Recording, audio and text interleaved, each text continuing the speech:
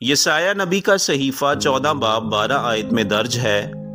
आए सुबह के रोशन सितारे, तू क्यों कर आसमान पर से गिर पड़ा।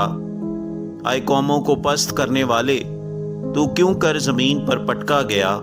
अंग्रेजी के तर्जमे न्यू किंग्स जेम्स वर्जन में यसाया 14:12 को इस तरह से बयान किया गया। How you are fallen from heaven, O Lucifer, son of the morning.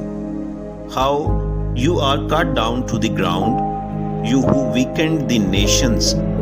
कुछ मुफस्सरीन यसाया नबी के सहीफे 14वें बाब की 12वीं आयत में सुबह के रोशन सितारे को न्यू किंग्स जेम्स वर्जन के मुताबिक लूसीफर बयान करते हैं, जबकि कुछ मुफस्सरीन इस सोच के कायल हैं कि यसाया नबी का सहीफा 14वां बाब 12वीं आयत से 27वीं आयत का हिस्सा उर्दू की सिन्फ शायरी में लिखा गया और इसका इतलाक बाबुल के बादशाह पर होता है जो अपने जाहो जलाल से गिराया गया।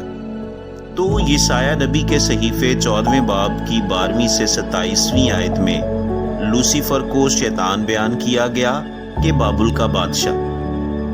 ये हवाला बिल वास्ता तौर पर बाबुल के बादशाह को मुखातिब करता है, लेकिन बिला वास्ता तौर पर यह शैतान की हतमी शिकस्त और गिराए जाने की तरफ भी इशारा है। बाबुल के बादशाह की शनाख्त के ताल्लुक से मुख्तलिफ नज़रियात हैं। कुछ उलमा इसे सनहरब बादशाह बयान करते हैं जो खुदा के लोगों का बदतरीन दुश्मन था, लेकिन कुछ उलमा इस हवाले का इतलाक कुल्ली तौर पर बाबुल की सल्तनत पर करते हैं। न्यू किंग्स जेम्स वर्जन में लूसीफर का लफ्ज़ इस्तेमाल हुआ, जिसके इब्रानी जुबान में मायनी चमकता हुआ और रोशन है।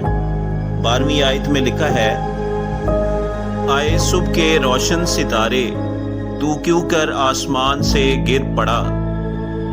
बाबुल के बादशाह की ये दरीना ख्वाहिश थी कि उसकी सल्तनत का जाहो जलाल आसमान के खुदा की तरह आसमान तक बुलंद हो, इसलिए इस पैराग्राफ में उसकी शान शौकत की बर्बादी को बयान किया गया है।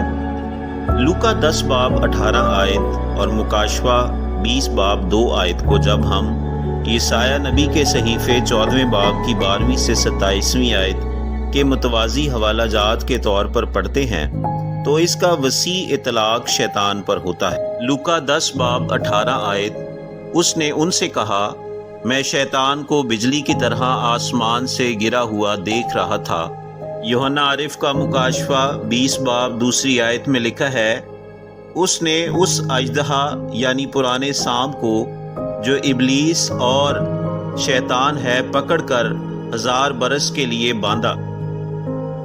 अजीजों, ये पेशगोई यसाया नबी के दौर के लोगों को दी गई और इसका फौरी इतलाक भी इन्हीं लोगों पर था। खुदा ने उनसे वादा किया कि उनके दुश्मन बाबुल का बादशाह और बदकार सल्तनत बिल आखिर बर्बाद हो जाएंगे, लेकिन इस पेशगोई का वसी इतलाक दुनिया के हाकिम इबलीस यानी शैतान की हतमी तबाही और बर्बादी की तरफ है।